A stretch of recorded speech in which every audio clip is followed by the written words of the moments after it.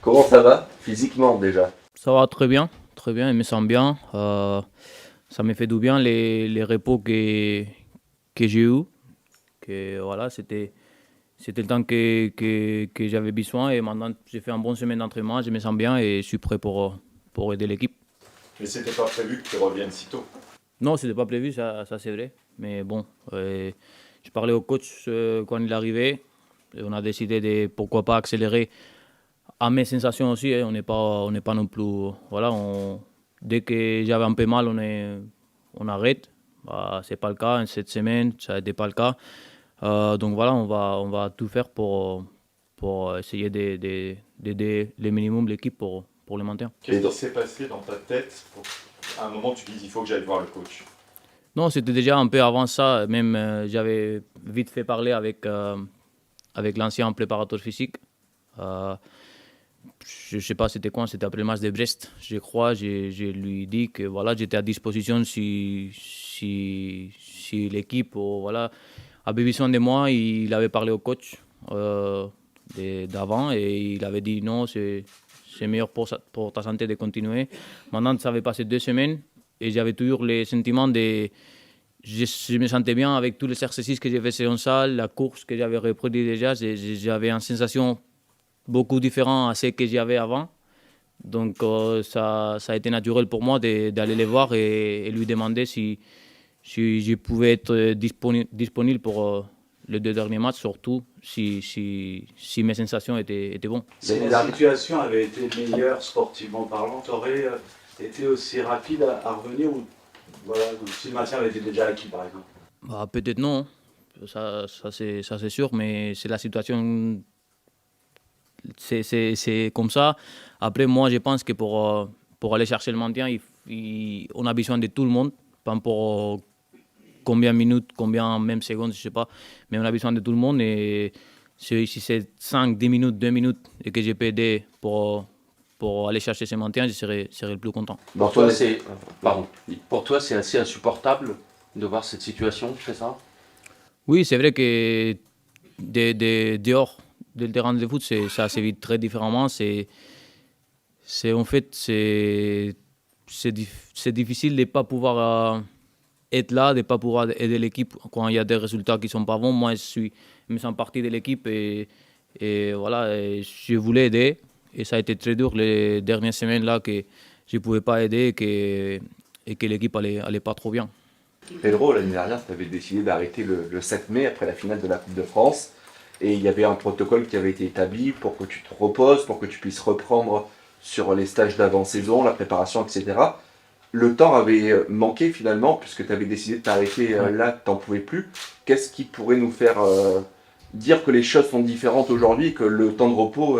Bah, déjà, on a changé un peu la manière de travailler et on a levé des exercices qui ne me marchaient pas trop bien. On a mis des exercices qui me faisaient plus du bien et je crois que ça a été un peu le cas. Après, je sais pas, je ne peux pas te dire pourquoi, mais pour moi, c'est un peu à cause de ça, on a eu des différentes opinions. Je suis allé voir des personnes extérieures du club, le club il sait.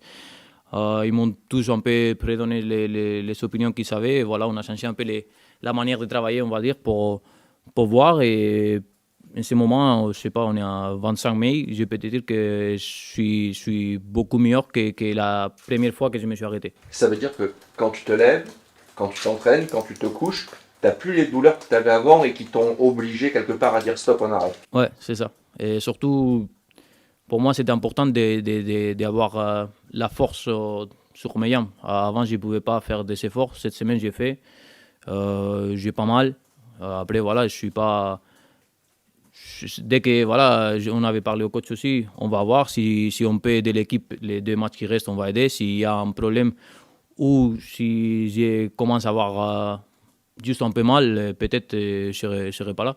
Est-ce que toi qui n'as pas connu le marasme des dernières semaines, tu penses que tu peux apporter un regain sur le plan psychologique parce qu'on a l'impression que cette équipe manque de ressort? Est-ce que c'est également ce que tu as envie d'insuffler?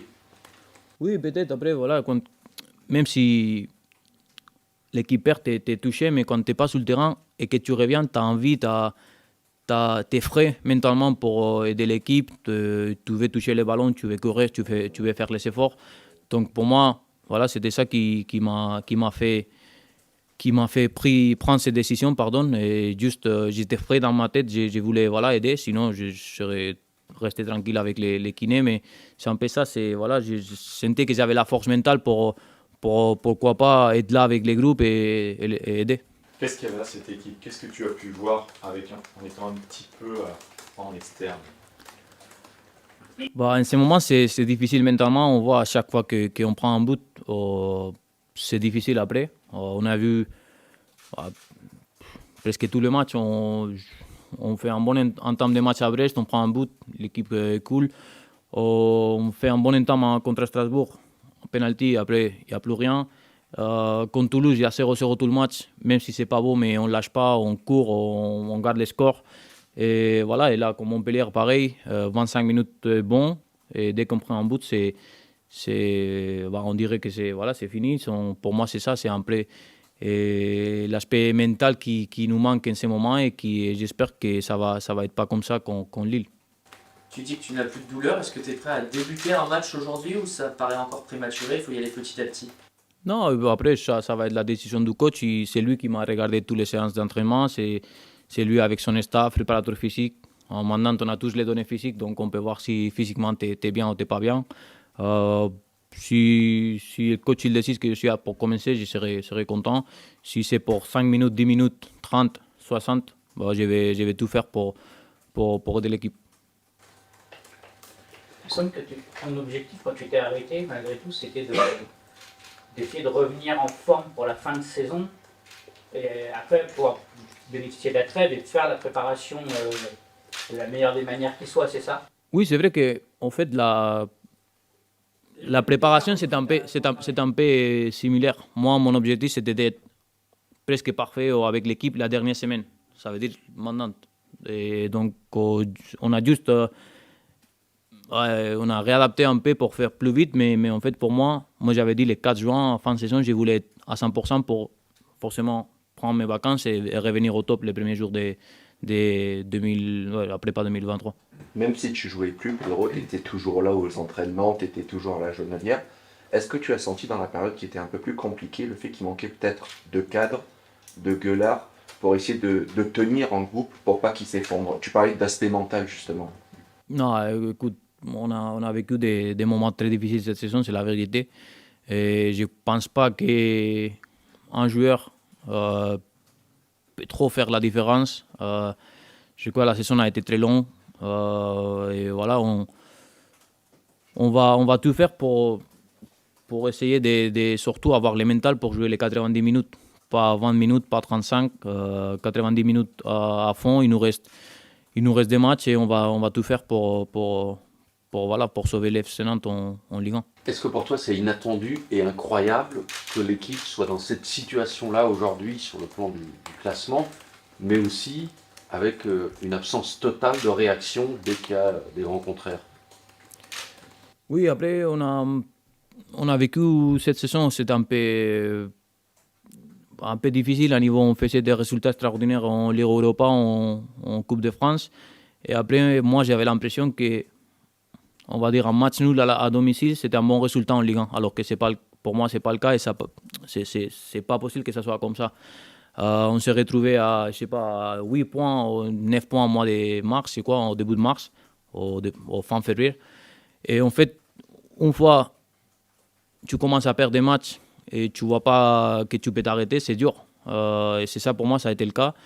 Maintenant, comme je dis, on a tous parlé ici, on a tous fait les calculs, on a tous dit qu'on va avoir des réactions. Maintenant, ça va être les 2 matchs qui restent. C'est un championnat à 6 points et on va essayer de gagner les 2 matchs. Quelle différence tu fais entre la situation aujourd'hui, qui est inquiétante, et celle d'il y a 2 ans, un an même d'ailleurs, 2 ans, pardon, lorsque vous aviez aussi arraché le maintien via les barrages? Est-ce que tu es plus inquiet aujourd'hui qu'il y a 2 ans? Ouais, après, voilà, il y a 2 ans, même si on n'est pas arrivé à le faire sur le dernier match de championnat, on avait notre destin en main. Et si je ne me trompe pas, si on faisait même un match nul comme Montpellier, on se maintient. Là, ce n'est pas le cas. C'est vrai que c'est la vérité. Même si on gagne les 2 matchs, ce n'est pas tout clair. Donc c'est un peu plus compliqué, bien sûr. Il y a de la peur un petit peu dans l'effectif, sans vouloir être pessimiste ou quoi que ce soit. Mais on a vu des joueurs au sortir du match contre Montpellier, comme Samuel, qui était très emprunté. On a vu Fabien également, qui avait du mal à s'exprimer. Il y a un peu de peur, de crainte de ce qui pourrait se passer. Je ne sais pas s'il y a la peur, mais c'est sûr qu'on est touché, c'est normal. On vit une saison très compliquée. Les résultats ne sont pas bons, on sait. Nous, sur le terrain, on n'est pas bons. Mais après, qu'on a peur dehors le terrain, pour moi, ce n'est pas un souci. Pour moi, c'est si on a peur sur le terrain et si on rentre sur le terrain à Lille et on a peur. Parce que là, ça peut être très, très compliqué. Donc pour moi, même si voilà, c'est compliqué, on doit laisser la peur sous côté un peu et juste aller à Lille pour faire les plus gros matchs qu'on peut faire et après on verra. Mais tu ressens quand même que l'équipe est saisie par cette peur depuis quelques matchs. Oui, peut-être surtout quand on prend un but ou quand il y a des choses qui nous conviennent pas. Voilà.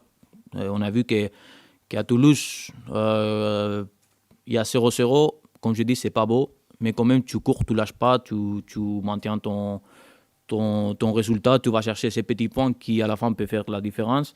Et c'est surtout, voilà, et avoir la réaction après un passage du match qui n'est pas à notre faveur. Toi, t'as pas peur? Non. Tu disais tout à l'heure, je me préparais pour être là à la reprise, pour être bien. Si c'est en Ligue 2, tu serais là? Je sais pas. J'ai un contrat ici, donc peut-être oui. Voilà, on va voir. Il reste comme ça des matchs. Moi, le plus important, c'est déjà le match de Lille. Pour moi, encore plus, ça fait 6 semaines que je ne joue pas, donc je suis tellement concentré sur ces matchs. Et aller gagner et aller chercher ces maintiens. Pedro, Ouais, surtout. peur, mais c'est quoi la peur et doute? C'est la même chose selon toi? L'équipe a peur ou elle est dans le doute plutôt? Moi, je préfère avoir de la doute que de peur. Parce que quand tu as peur, c'est vraiment. Tu ne peux pas jouer au foot, pour moi.